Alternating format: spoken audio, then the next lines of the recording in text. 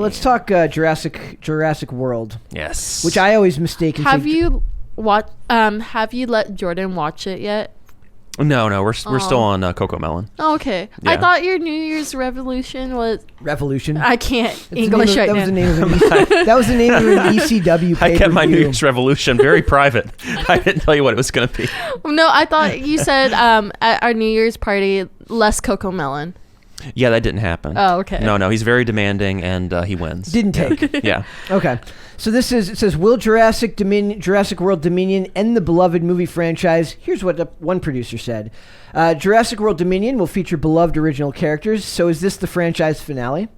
The film world was forever changed as a result of Steven Spielberg's Jurassic Park, which debuted new cutting-edge technology.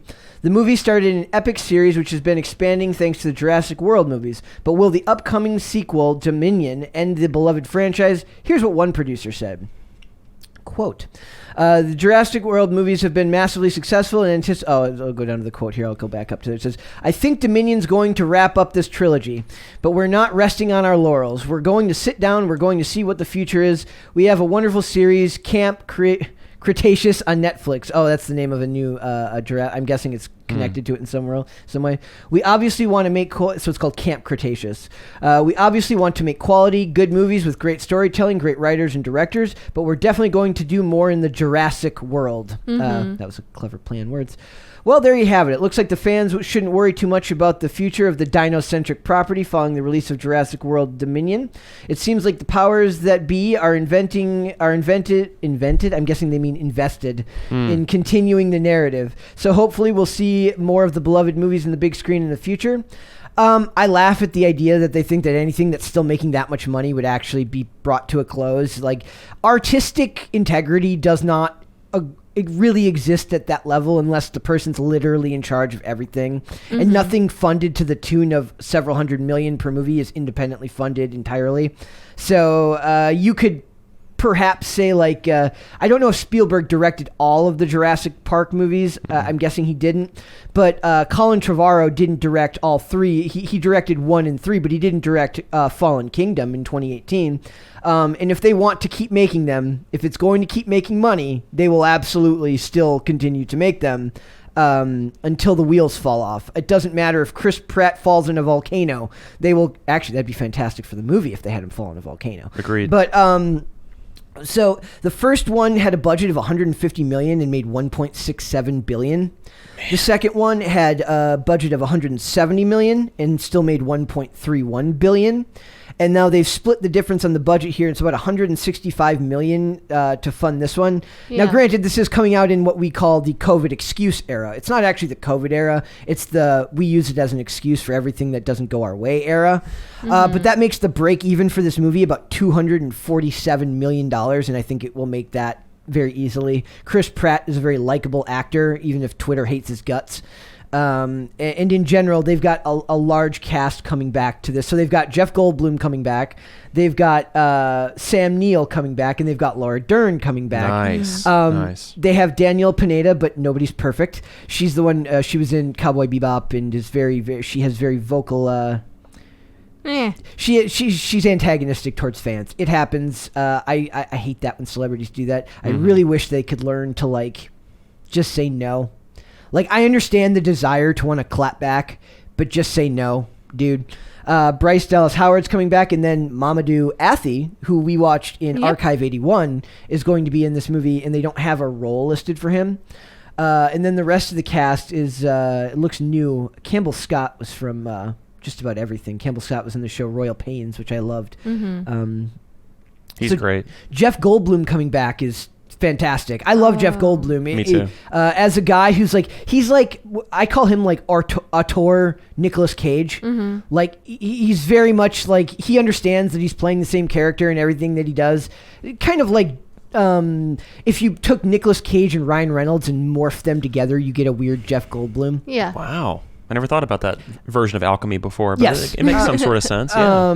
My brain. But he's coming back, and so they're bringing back all these people who are clearly passionate about the films. And what I love about it is they have so far managed to keep almost all antagonism towards fans out of it, outside of hiring an actress who's done that in the past. She didn't do it involving this movie, so I can't fault her for that. She hasn't done anything to ruin the promotion for this. She was very antagonistic during the Cowboy Bebop press releases and stuff like that, but I'm going to give her the benefit of the doubt, and maybe she learned her lesson and just doesn't do it again. That's fine.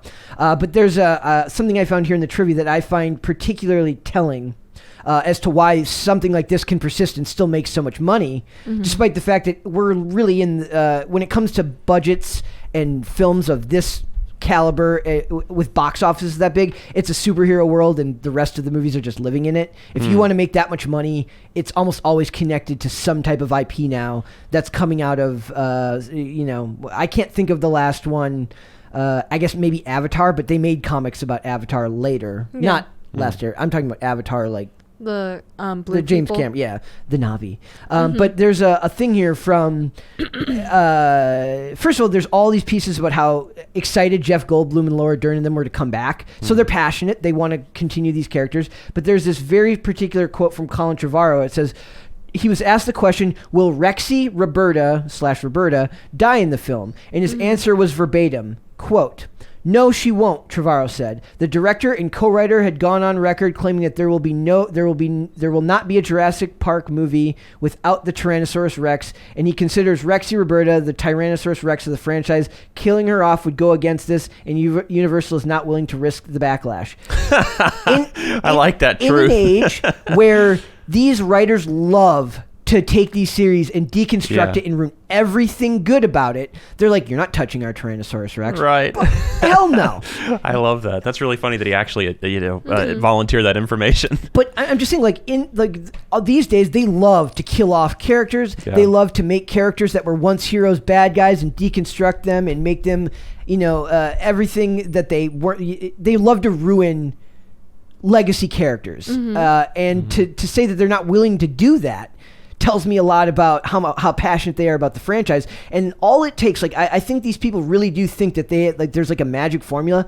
All you have to do is be respectful towards the material that you're creating, and people will be on board for the most part. You still have to put together a good movie, but don't ruin the main characters. Don't make good guys bad guys just because you feel like you took a writing class in college that taught you how to deconstruct. Actually let the people that kept these franchises alive, meaning like when it's superheroes, it's the same people who buy G.I. Joe and Transformers and Teenage Mutant Ninja Turtles comics, even though the movies have been garbage. The people who support the comics versions of these franchises will keep coming back like battered wives because they're just waiting for you to make something good. You don't need to make it that bad. Just make something respectful of the source material. Right? And to hear the director say that, somebody he's also involved in the writing process of all three films, tells me that that's why these movies continue to do well.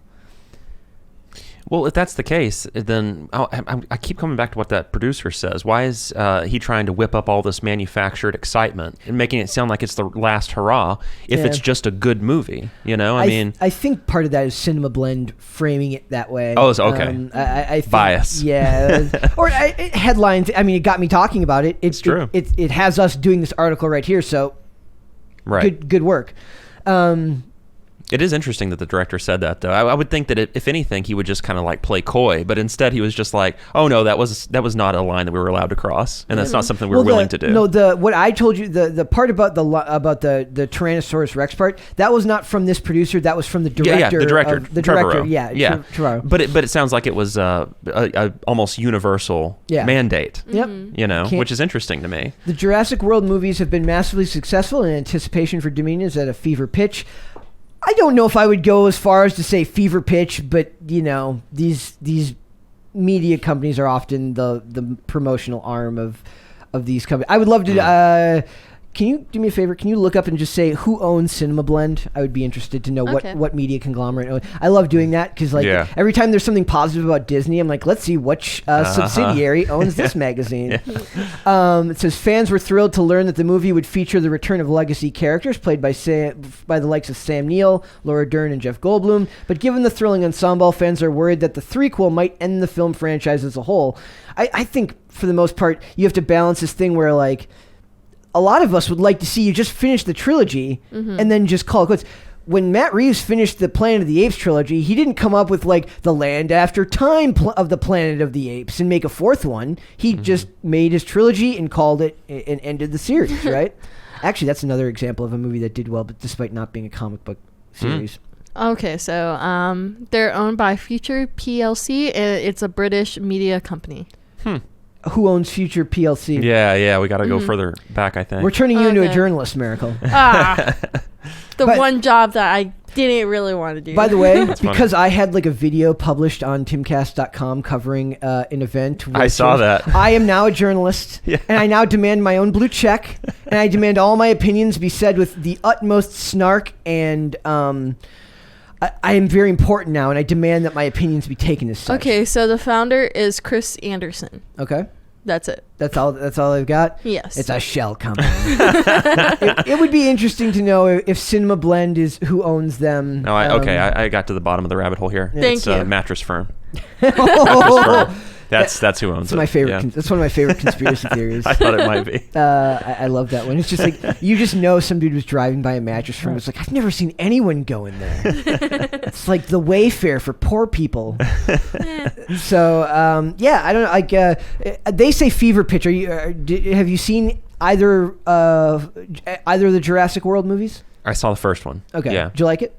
Not really. Not no, really? it's too much CGI for me. Okay. Yeah. Especially when they were able to do so much of it live, in camera in the original trilogy. I mean, I still like Jurassic Park, and it's the original Jurassic Park, but it's weird for me because I feel like the movie hasn't aged beautifully, but it was such a huge event at a very formative time in my life that I can just watch it compulsively. I can the same way about Independence Day for me. Yes, like, yeah. I can watch them blow up the White House and not care, and wonder how they got like a virus. When I literally can't connect my Bluetooth speakers to my phone sometimes, and they manage to connect like an old PowerBook to an alien computer system. I don't care, and I don't care that the aliens look like the aliens from another movie, or that the ship looks like the ship from another movie. Yeah, I don't it's care. fun, and it has Jeff Goldblum. It has Jeff Goldblum, and it has Will Smith. Yeah. Before Will Smith was the victim of an entanglement, and all the other things that he said, and the greatest presidential speech in any movie ever. Let's be honest here. Very good. Somebody needs to have insert Kevin Spacey from House of Cards into that movie somehow. Be an amazing edit. I'd like to see that mashup. Yes. So, but can we all agree that the original Jurassic Park is the best that's been made so far? Yes. Oh, of course. Okay, all right. Yes, I started to say, unless I missed something in a sequel that I didn't see. Well, it is the best. In Jurassic World, they have one actor that's really cool. He plays in Love, Simon, and I thought that was really cute that they killed a straight white guy who plays as a gay guy in a movie. Who's that? I forgot what his name is, but he is the guy that plays Love, Simon. Okay. And he's Simon. Okay. I've never seen it.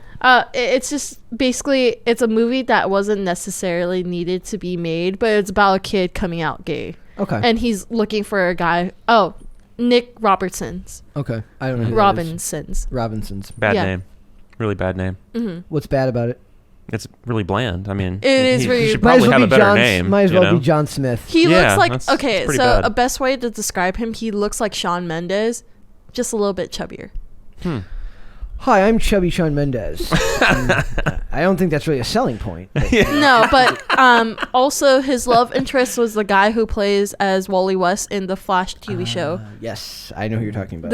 The person who identifies their pronouns as tree. Yep. Oh, terrific. Yeah. Very nice. I love it. We're gonna skate right past that to avoid cancellation because you're gonna get canceled. Yeah. It is what it is.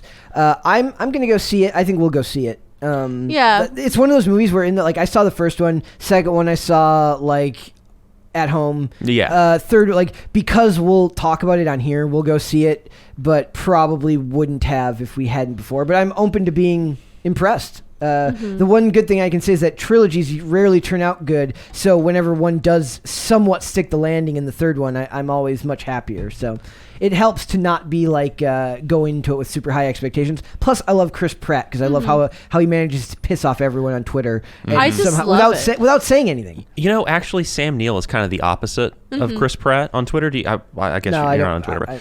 Sam Neill is just his feed is so lovely. He lives in New Zealand. He makes cheese. He has sheep.